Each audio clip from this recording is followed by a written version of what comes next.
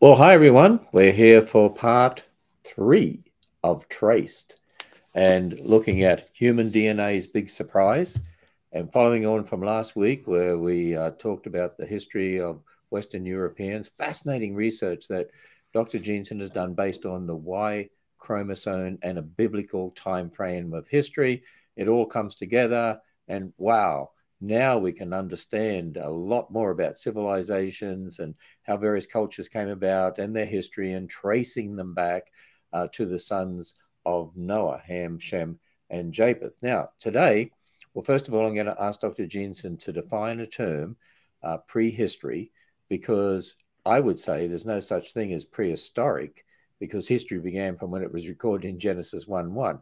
But prehistory in regard to civilizations can be used in a particular way that he's going to define here in a moment, and talk about the history of Native Americans. That's going to be very, very interesting. And to show you that, again, using the Y chromosome research, he's able to find out some fascinating things about the history of Native Americans. So I'm going to turn over to Dr. Jensen. I'll come back at the end and sum up here, and then he's going to show some slides. And this is part three. Then we have part four, part five over the next 2 weeks. Dr. Jensen. I'll pause that prehistory for a moment just to anchor us here real fast on where we've come from and where we're going. And I'm going to reach back again several years to October 2017, when my first book came out, Replacing Darwin, where we advanced the idea that creationists, that we're reaching a new era in the creation evolution debate. Creationists are not just playing defense. They're not just rebutting Darwin. They're replacing ideas with something better, advancing science, advancing our knowledge about the world. And now we've reached another milestone. Creationists are making major scientific discoveries using the biblical timescale, the biblical framework, to start investigating some major questions about human origins and human history. And I'll talk about what this prehistory idea refers to, how it relates and fits in this framework. We've talked about some of the biblical echo, or the genetic echo of biblical events, in the last couple episodes, seeing the echo of Noah.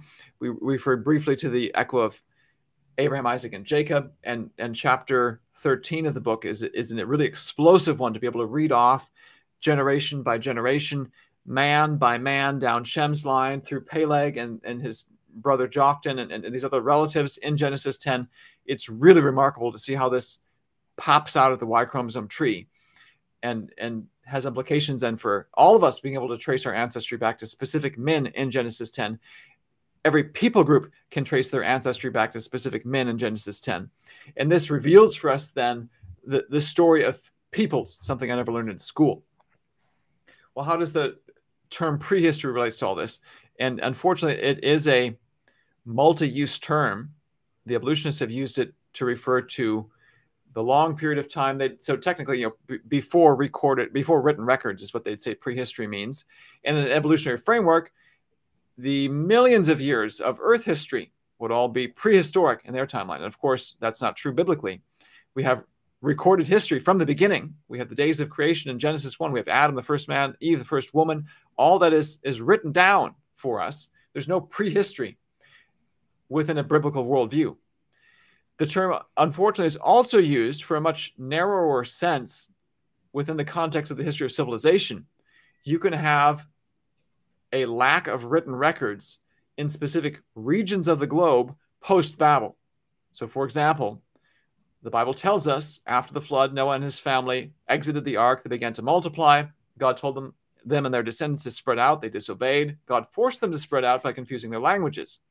And then, biblically, for many of these peoples, ethno-linguistic groups, the record goes dark. And extra biblically, the record does as well, either because, again, thinking of the Native Americans, either because they didn't write down where they went and what they were doing and what happened after they got there, or in some cases, the records may have been lost. I think the Aztecs destroyed some of the records of the peoples before them, and that's not uncommon. If I'm not mistaken, the first unified Chinese dynasty, the Qin dynasty in the 200s BC, destroyed records before them. It's a way of trying to establish your dominance and say, we are the true people and this is our history. And it's a sad state of affairs, but that's what leads to then these blank spots, or these dark windows into the past where we wish we knew what was going on, but the records either weren't written down, or they were destroyed, or perhaps they've been lost. Growing up, I learned next to nothing about the history of the Americas before Columbus. I learned about the tribes that were encountered as Europeans pushed westward. But in terms of what happened before then, before Columbus, it was a big mystery to me. And I've learned since then, even before getting into this Y chromosome research, that one of the reasons we learn so little about it is because all this is changing dramatically, even within a mainstream view. There's a lot of old stereotypes that are being rewritten.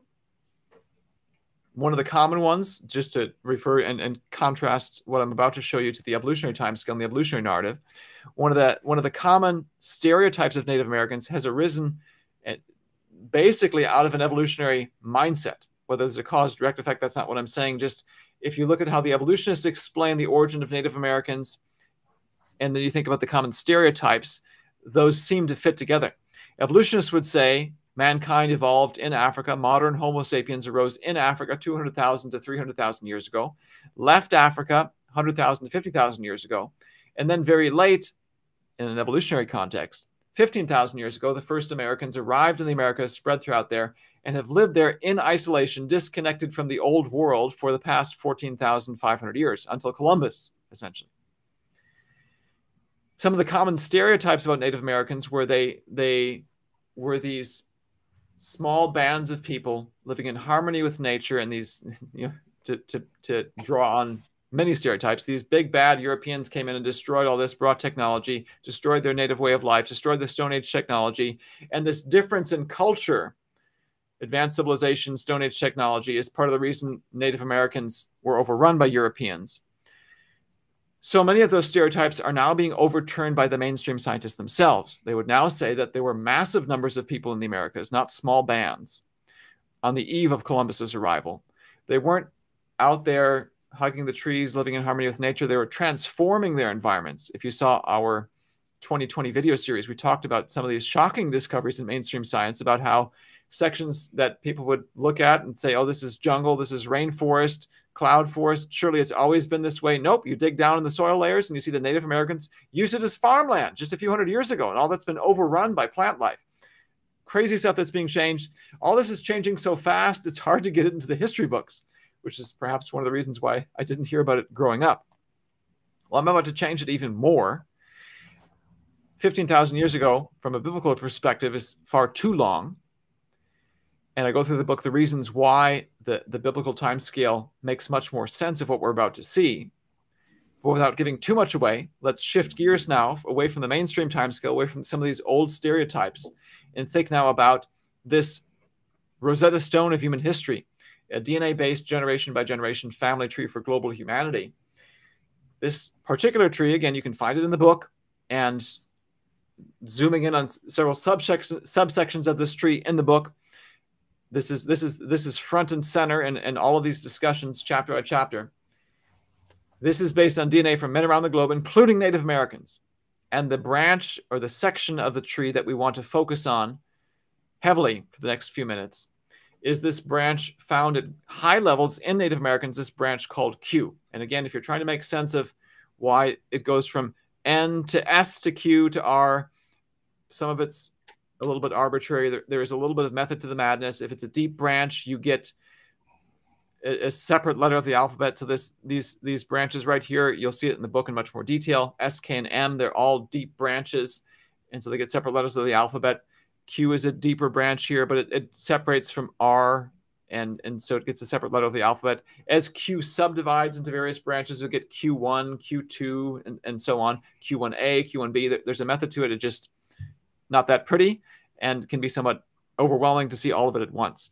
Q is our focus for today. If we look at where Q is found around the globe,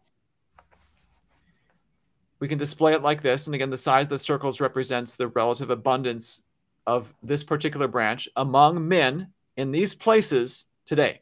So the bigger the circle, the more abundant the branch. This circle right here represents the Navajo in southwestern United States. The Navajo today, more than 90% of them belong to this branch Q. And you can see up and down the Americas, all these circles are quite large. This is the dominant lineage in the Americas. One thing I should add as a caveat, sadly, if you look at Latin America as a whole, the vast majority of peoples, men, belong to branches that are not native. About 80% belong to branches that are clearly European in origin and due to the recent arrival of Europeans, or they're African in origin due to the ugly practice of the transatlantic slave trade.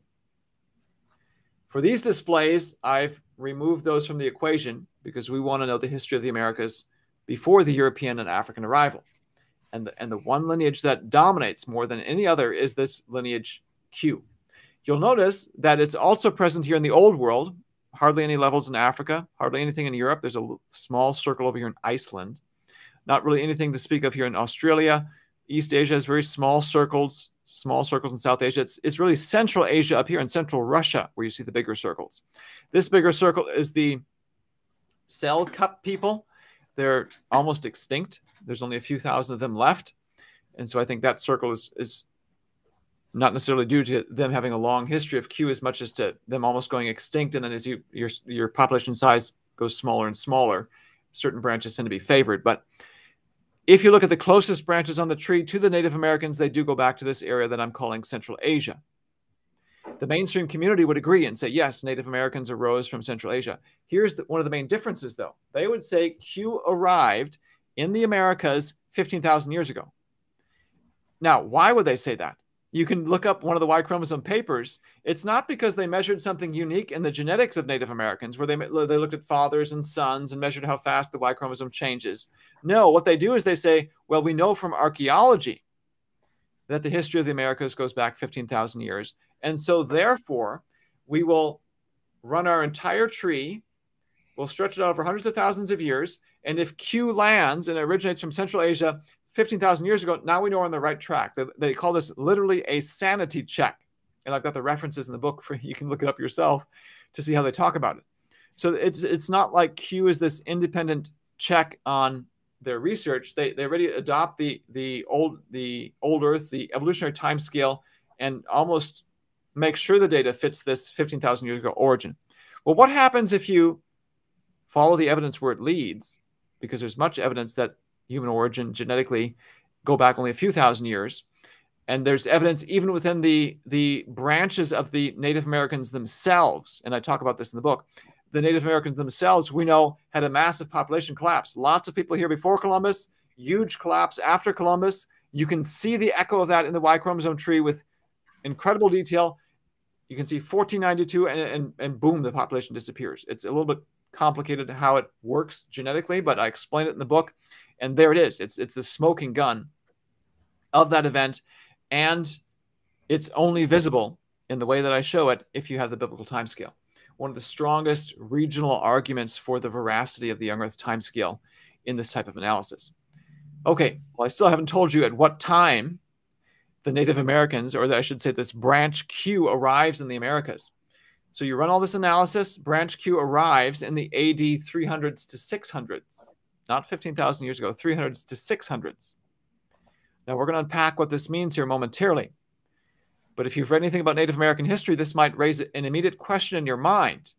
We do have an archaeological record, not 15,000 years ago, but if you just look at the history of civilization, the Americas were a cradle of civilization, and the culture that birthed this cradle of civilization was the Olmecs. The mainstream science community would say the Olmec civilization arose about 1500 BC.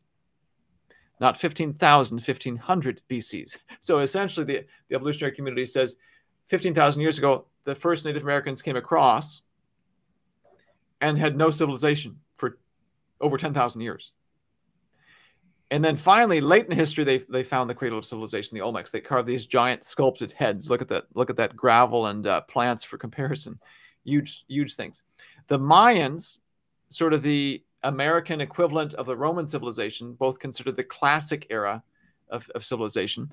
Their civilization began around the 400s BC. Both of those dates, 1500 BC, 400s BC, all of those are centuries, if not a millennium, prior to the arrival of this branch Q in the Americas. And again, those are big circles in the Americas. This is the lineage that dominates the Americas. What happened? At a minimum, what we can say is that this group Q, arriving in the first few centuries after Christ in the Americas from Central Asia, apparently replaced, perhaps conquered, the civilizations that were there prior. If you know anything about Mayan history, you know that the mainstream community talks about the collapse of the Mayan civilization around the 800s to 900s, and no one can explain why. I'm suspicious that this migration event had something to do with it. What's even more exciting to me is the way this new discovery, this new event in so-called prehistory, connects American history back to known history that we all learned in school. So if you took world history, which is probably for many of us a history of Western civilization, you learn about the Roman Empire, you learn about the fall of the Roman Empire. And I've tried to superimpose here on this map in tan the extent of the Roman Empire at its height. You probably learn about the invasion of the Roman Empire from peoples from the East, one of whom was the Huns. Mainstream community still debates who exactly these people came from. If you look at traced, I've got a good guess as to, I think we've got a good genetic echo of these people and then an indication of who they were. But the date for this is around the 400s AD. And I'm building a narrative here because I want you to see how connected the American history is to old world history that we learn. If you've taken world history that includes Eastern history, Far East and such, you know that the Roman equivalent, so to speak, in the East is the Han dynasty of China. They reign from about the 200s BC to the 200s AD when they are overthrown by people known as the Xianbai. Even though the mainstream community doesn't exactly know who the Huns came from, they would say the Huns came from Central Asia. Again, this region of the modern stans, Kazakhstan, Uzbekistan, and such. The Xianbai, they would say, are Central Asians in origin. Because these two classic era civilizations fall around the same time, within a few centuries of each other, at the hands of Central Asian peoples, this segment of human history is known in the mainstream community by a German name, the Völkerwanderung, which translated is the Great Wandering of Peoples. The mainstream community will say something was stirring in Central Asia that puts people on the move, and they happen to have great success in conquest, overthrowing these classic era civilizations. Well, lo and behold, genetically, this group Q comes out of Central Asia right around the same time, 300s to 600s AD. I'm just going to call them the Wanderers. They end up in the Americas not long before the Roman equivalent in the Americas, the Mayan civilization undergoes its own collapse. So why did they migrate? I think we've got a good answer based on what we already know about the history of civilization in the old world. This is the type of thing you don't get. You get a big disconnect if you use the evolutionary time scale to try to understand this. So there's the date, and I think we've got an event to explain why this happened. There's something stirring, the mainstream community would say, in Central Asia. Well, now we've got genetics and an appropriate date to anchor one of the settlings of the Americas around that same time. That's not the only event, though, that occurred before Columbus. There is another branch in the Americas that arrived even later than Group Q. This is Group C, haplogroup C. It's found in many spots in the old world. You can see, and I've got a map where it shows it all red, and I've color-coded this to show you the various sub-branches within C. There's pink here for the one that's Siberian and Central Asian. And I talk about in the book how there was an ancient migration from Siberia down through Japan into the Indonesian islands, over to India, eventually down into Australia, the Aborigines, across here, and even reach Easter Island.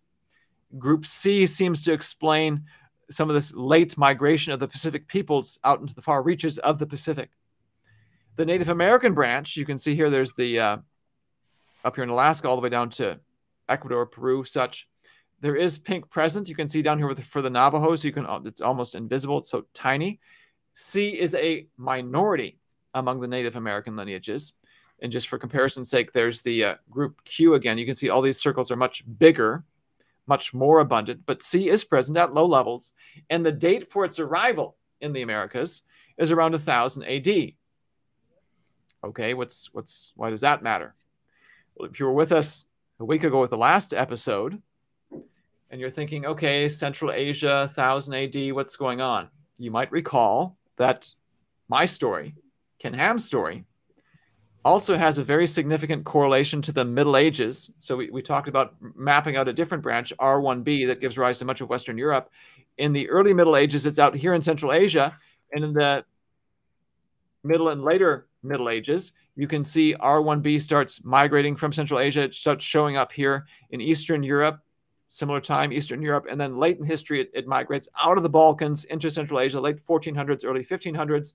There it is, a Central Asian branch, excuse me, a Central European branch, French, Spanish, Portuguese branch heavily there, sort of a Central Southern European branch, and then something moving towards the islands, Ireland and the British Isles and such.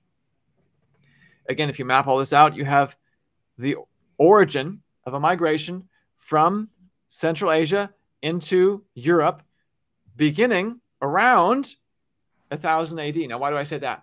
Again, this path that seems to follow the geography of Europe, and again, you can find this map in the book Trace, this seems to mirror exactly what we already knew about the migrations of Central Asians into Europe. It just so happens that these peoples, the Magyars and some of these Turkic peoples like the Pechenegs, Ugus, Kipchaks, new names to me until I had to do this research, but found out this is all already well known in mainstream history. These migrations happen, and you can see these dates in the book as well, 700s, 1000s, 700s, 800s. Right around the same time that Group C is migrating into the Americas, from Central Asia into the Americas, a whole bunch of Central Asians are also migrating into Europe. Something apparently is stirring again. And in Europe, they end up dominating the lineages today. So once again, we've got a historical event in the old world, migrations into Europe, well documented, that seems to also explain another migration into the Americas. And let me add one more historical detail from the Native Americans themselves. If we look at Native American languages, you can group them into language families. Now, I have a feeling these groupings will eventually change with time. But I want to make a point from the existing classification. If you're in the United States, you've probably heard of the Navajo and the Apache, who are currently, their reservations are down here in southwestern United States. Their languages belong to a family known as Athabascan. And you can see on this map here, the major geographic region for Athabascan languages is up here in Alaska, northwest Canada. Why does that matter? Well, there were peoples in the southwestern United States before the Apaches and the Navajos, the Pueblo peoples. The Pueblo peoples themselves say that the Navajos and Apaches, who linguistically are connected to the north, arrived in the southwest late in history, only a few centuries before the Spaniards came up from the south. So you've got Spaniards in the 1500s. The Pueblo people say these Navajos and Apaches arrived maybe about the 1200s, which is just, again, a few centuries after AD 1000. So I'm suspicious that this migration of haplogroup C, branch C, may have something to do with the movements of these Athabascan peoples. If nothing else, it happens at the same time that Central Asians move the opposite direction, not into the Americas, but into Europe, and end up dominating, giving rise to people like Ken and myself and other many people of Western European descent today. That's fascinating to me. So just to stop and reflect, we've got not one settling of the Americas so far, but at least two, haplogroup C, group C in the 81,000, and Q in the 300s to 600s, which is very different from anything you learn right now in mainstream history. No one talks about this. You walk away thinking it was a rather passive time period, not much going on, isolation from the old world for thousands of years, and this overthrows that completely and connects it, again, very firmly to the old world history that we learn in school. Now, I just want to work backwards in time real fast to see if we can put together a full narrative of the history of the Americas before Columbus. So working backwards in time from the most recent settling to the most ancient. The more recent one, pre-arrival of Europeans, is this Group C from Central Asia in 81,000. Before that, you have Group Q arriving in the 300s to 600s. Apparently, again, dominating everyone else that was there prior. What about the Mayans? Their beginnings are the 400s BC. We've got a general geographic origin for these other peoples. It's sort of Central, maybe East Asia. If you look at East Asia, this is a map from 350 BC, not the 400s, but it's close in time, representative. The 700s to about 200s BC in East Asia are one of the most tumultuous eras of East Asian history. In the Warring States period, I think it's estimated, I've got these statistics in the book, 1.3 wars every year. It's called Warring States because there's just constant fighting. At the end of this period, there are a number of wider Far Eastern peoples who trace their origins here. The Vietnamese say, we came from one of these kingdoms. The Koreans would say, we came from somewhere up here. And the Japanese and the Koreans seem to have a connected history. So if this is the time period for the Mayan origins, is it too much of a stretch to say perhaps one of these kingdoms, when the fighting finally settled down, ended up going up north and east and ending up in the Americas? There's a lot more we could say about this. I have a good candidate for a good guess as to which particular haplogroup might have given rise to the ancient Mayan peoples. But the bottom line is, and this is the point I make in the book, no one yet knows what the ancient Mayan lineage is. And just to stop and reflect for a moment, again, something I mentioned in previous episodes, the evolutionists have demanded from creationists testable predictions. Tell us something that we can test with experiments in the future. Well, this is a research project that is ongoing that we're hoping to discover. This is full-fledged science marching onwards, trying to make new discoveries about the world. We're in discussions right now about perhaps finding some Guatemalan volunteers to see if they might have in their DNA still the lineage of the ancient Mayans. There's Mayan speakers to this day in Guatemala, also the Yucatan Peninsula. I have a feeling if we find the Mayan lineage, it'll be one of those that already exists in East Asia, obviously going back to an ancient time. But this is an unsolved mystery that future experiments based in creation science could eventually uncover. The same story applies to the Olmecs. I'll just go through this quickly.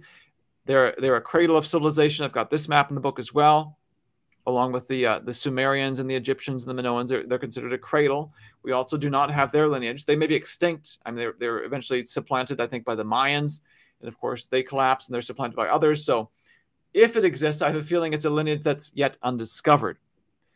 If it does exist, it's in the DNA of perhaps one of the people watching this right now. So you yourself might be able to contribute to future research. Again, if you go to our website, ancestorsingenesis.org, type in /go/traced, you can find our Hidden History of Every People project. Click on that. It'll take you to a place where you can enter your name and info and email address. And you yourself might have the answer to these questions that I'm very interested in. I'm sure many people are interested in as well, to fill in the rest of the story of the Americas before Columbus, the rest of the post-Babel history in the Americas. So this category of so-called prehistory is another major volume that this creation-based research contributes to our understanding of our past, of our history. This is basically chapter 12 or so of this book that talks about this in great detail. And just to reiterate again, this research follows on from research I laid out in this book, Replacing Darwin. You don't have to have read this to understand Traced, but do know that there are predictions made in Traced that are fulfilled. Predictions made in Replacing Darwin that are fulfilled and Traced. And this is a major answer, a major rebuttal to a long-standing creationist objection. I'll tell you more about that in subsequent episodes, but there is an organic link between these two. This is the simple version of that. Again, if you have questions that we're not able to answer here or in the book, you can connect with me on social media as well. Or like I mentioned, there is research ongoing right now. I've got connections, been able to make some connections internationally to understand the rest of the history of people on Earth. Well, Dr. Jensen, that is absolutely fascinating. I was just thinking, do you think politicians would really like this history? You know, when you think of some of the things they've already said about the history of the Americas, I'm sure some politicians just, they probably don't want to hear this. I'd say it probably depends on where they are. The mainstream narrative here, this is highly politically incorrect right now in the United States. However, from some of my Latin American contacts, they said, if you tell the political leaders of Guatemala, we want to find your lineage, you are the earliest people, that would sing. So it probably depends on where you go in the world. Yep. Those who find out the later in history might get all mad. Those who find out you're the earliest history are happy. One of the things that I feel like has great social potential, there are many groups around the globe. Think of India. There are the I forget their Hindi name, but they're lower class, even lower caste, I think, people in the forest peoples. viewed lower in society. They may have the lineages within them of the earliest Indian people, of the Indus River Valley civilization. So if you can make discoveries like this, in a sense, it returns dignity to them in a way that the culture currently suppresses. And that aspect of this research to me is one of the most satisfying, to be able to give back to people history that they've lost, or that others who are in power are trying to suppress and take away from them. And again, grounded in the scriptural narrative, grounded, takes you right back to Babel. All this to me is very, very exciting. You know, it's just a reminder, had people believed God's word and believed the history that he's already revealed to us concerning people, it would have changed a lot of things. And of course, that's a great lead up for next week as we do part 4 of Traced. And next week, you're going to talk about race and ethnicities and some shocking in quotes, discoveries. You know, it's interesting, in the year 2000, the Human Genome Project mapped the human genome, and they came out with a statement, and they said, you know what we found? There's only one race. Well, of course, had you already believed the Bible, you would know that there's only one race. Of course, a lot of politicians don't want to know that either, because they want to create division. And, you know, the bottom line is people are in rebellion against God. That's our sin nature. So a lot of people don't want to know this history. But you're doing something here that is absolutely cutting edge, and you're taking the biblical time frame, but now you're showing how it makes sense of what we're discovering in science in regard to the Y chromosome and the differences and similarities and the correlation of that with people groups around the world. And we go back and find some interesting things. So we look forward to next week, to part 4, where you reveal some of those shocking discoveries. So join us next week, same time, for part 4 of Traced.